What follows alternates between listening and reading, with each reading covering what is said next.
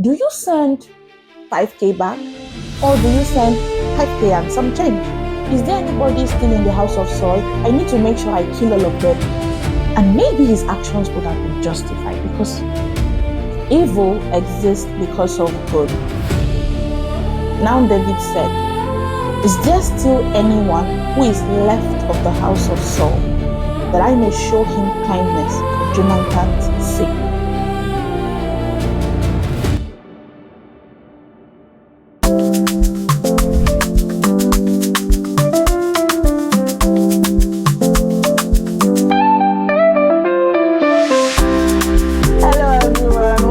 Another episode of Wisdom Wednesdays with Peace. I'm so happy to have you here with me again. To the new subscribers, this is a space where we get to discuss biblical truth and see how we can live it in our day-to-day lives.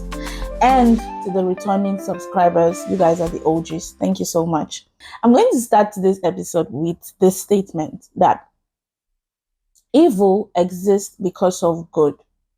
However, as much as I want to, I wouldn't say encourage, but as much as I want to say we must acknowledge the existence of evil, we must also have that centered thought in our minds that there is still good, and good definitely exists in this world. Yes.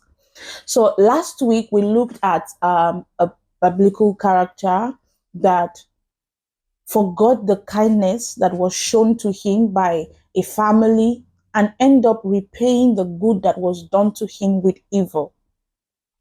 Today we are going to be looking at someone that did the opposite. So a person in this family showed this character for today, good, kindness, and when he got to a place where he could reciprocate, he did not repay the good that was done for evil, but rather he repaid it for good. And today's character is going to be one popular character that we all know about, and we'll be looking at David. Yes. And I like to say the background of why we are doing today's episode. I think it was just after looking at the last character of last week, I was just thinking it's not good to leave it like that. It's not good to leave the statement or the discussion, well, people do good, people do evil. I like to give a balanced view that there are people that do evil, there are people that don't remember good, they don't remember the kindness that was done to them. But let's not focus on those people. We can learn about them and see what we shouldn't be, but we should now look at this other side of the divide, those ones that, oh, you did me something nice, I will also do something nice to you. So today we'll be looking at David. 2 Samuel chapter 9 verse 1. Now David said, is there still anyone who is left of the house of Saul, that I may show him kindness for Jonathan's sake? And there was a servant of the house of Saul whose name was Ziba. So when they had called him to David, the king said to him, are you Ziba? He said, at your service.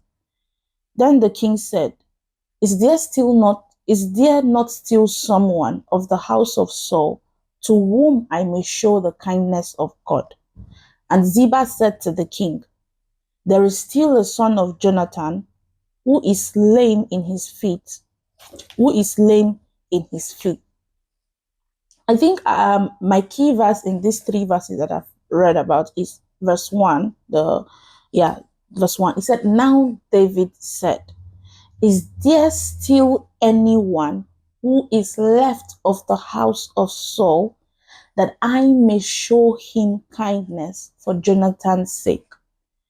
You see here that, okay, there is in the house of Saul, I may show him kindness for Jonathan's sake.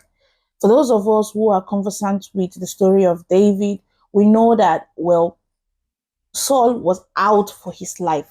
That's the way I can put it. Saul was out for his life. So Saul is Jonathan's father.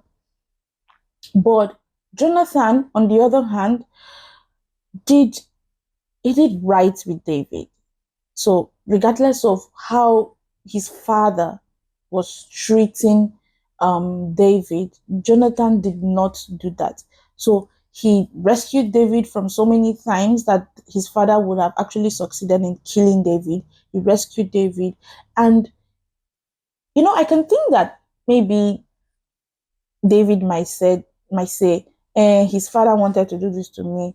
Maybe I will not, there's no need to show kindness, like, but he didn't do that. He remembered that there was someone in that family that actually wanted my good, that was kind to me. And see, when he now became king, he did not even wait to say, okay, maybe someone from Jonathan's family will come and meet him. Oh, I'm the son of Jonathan. My father helped you this time, yeah. But he did not. David was the one that went in search. He said, now David said, is there still anyone? I want to believe that maybe this is there still anyone. There's probably that he has helped some persons before, but he's still searching. He still wants to do more. He still wants to do better, just to repay the kindness that Jonathan did for him. There are three things I want to point out from this place, from this character of David. Firstly, there was the thought. So he had the thought to do good to the people that did him good. So he had a thought to repay good for good. But he did not stop at the thought. So many of us today, we are like, this person did something nice to me. I hope that one day I'll be able to return the favor. We think it, but we stop there. When we now get to the point of being able to return the favor, we forget. Yeah, because it just stopped at a thought. But no, David had the thought to do this. Not only did he have this thought, the next thing is that he went in search. That's why he's asking, is there still not anyone? Oh, and then they told him there is a servant. So, okay, bring that servant. Oh, are you Ziba the servant? Yes. And then Ziba told him there is Mephibosheth. Sorry, there's Mephibosheth. He's still in the house of Jonathan. And then the final thing is that after having this thought, one, after going in search, two, he executed. So it's not enough that we think to want to do good. It's not enough that we even, make the necessary steps in order to do this good.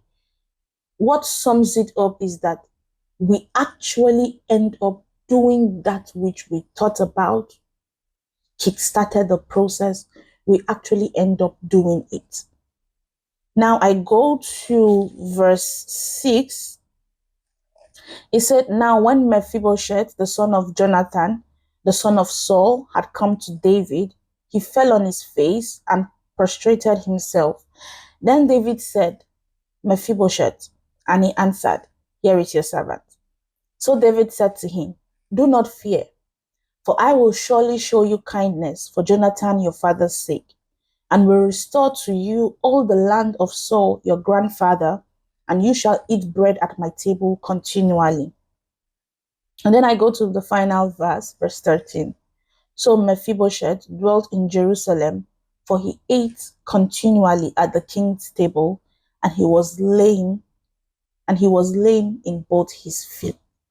So you see verse 6 and 7 shows us that, well, David executed. He got Mephibosheth to come into his palace. And then verse 13, we see that he actually did the plan. So Mephibosheth continuously ate at the king's table, and the land of Saul, his father, his grandfather, was restored. So remember, thought, going in search, execution. Don't stop at thinking. Don't stop at making the necessary step, but actually do this act of good that must be done. And then I'm going to just sum up with everything that life is all about choices. Last episode, we saw someone that had a choice to, not kill Zachariah. his family actually, they are the reason why you are alive today. But then he took a wrong choice. So we live, you say, you could put it like we are in choices land or choice land. So every day we wake up, there is a choice we must take. Today, do I want to do good? Tomorrow, or today, do I want to do evil? And then there is also the choice of, do I want to repay the good that people have done to me for evil? It is a choice. Or do I want to repay the good that people have done to me for good? Because I think it could also go the other way, that David could have said, is there anybody still in the house of Saul? I need to make sure I kill all of them, because their grandfather really dealt with me a lot. And maybe his actions would have been justified, because Saul dealt with David. But he didn't. He rather said, oh, there was someone, Jonathan. Jonathan did me good. I want to do good because of the sake, because of Jonathan. And he made sure that what he thought, what he said, he actually executed it. So I want us to just think today, what choice would we be making? When you watch this video, ask yourself, what do I want to do? Do I want to go in search? Remember, go in search. There's some people that have done you good. You need to actually settle down and think of your life, where you are right now. Who are the people that have been strategic to your growth? It could be someone that said an encouraging word to you at the point that you very much needed it. It could be someone that gave you a sum of money, no matter how little, at the lowest. Or it could be someone that just a smile that day just, lifted the burden that was in your heart. Just think back.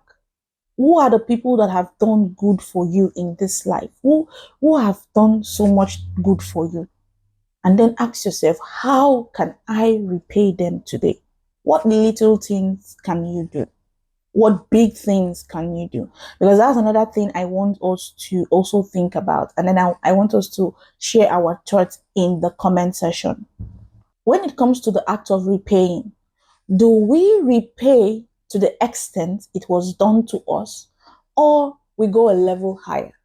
So maybe someone sent you 5K, 5,000 naira, 5,000 euros, 5,000 USD.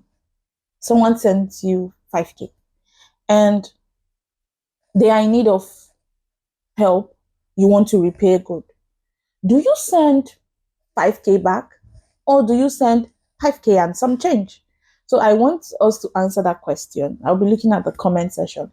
Do we repay good to the extent it was done to us, or do we go a level higher? If we do it to the extent, is there a reasoning behind? I want to hear that. If you go a level higher, is there also a reasoning behind it? Is it right? Is it wrong? Yeah, I want us that when we are answering this, I just want us to think about these questions, and I want to hear your thoughts. So this was all I have to say to us today. Remember, it's not only that you think to do it. It's not only that you make the necessary steps to do it. Make sure you actually finalize and complete it. Now that is what matters, and that's the one that makes the difference. So thank you so much for listening to me. I'll be looking at the comment section with your lovely thoughts. Don't forget to like, share, and also hit the subscribe button. See you next Wednesday. Thank you. Bye.